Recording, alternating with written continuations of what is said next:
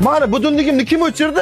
Men o'chirdim. Men mollaga turib yem berishim kerak edi, dadamlar urisharlar endi meni. Men qarab qo'ydim, hammasi joyida, siz dam olavering. Mana hayotimda bunaqa baxtli kunlar umuman bo'lmagan, uylanishmas ekan-ku. Ha, uyimizga mehmon kelyaptimi? Yo'q, siz uchun bu. Men yangi ko'rpachaga o'tirayotgan bo'ldimmi? Bekorga aytishmaydi, sabrdagi sariq ko'rpacha deb yumshoq qilib o'tiraman. Uyqum kelmayapti, qo'shiq eshitaman. Nima qilyapsiz? Yuragimni yo'rdingiz, uylanganim esimga ham yo'q, yo'limga kim gapiryapti deyapman. Bu telefoningiz yorug'ligidan battar uyqungiz qochadi. Undan ko'ra Janatubdan foydalaning. U nima u? Mana Janatub bilan telefoningiz ekrani o'chiq bo'lsa ham bemalol qo'shiq eshitishingiz mumkin. Reklama yo'q, eng zo'ri bepul. App Store va Google Play da bor. Bu zo'r ekan-da bu. Begim, qarab boring. Qisqartirilgan chiroyli eshitilar ekan. To'ydan oldin begemot deydilar meni.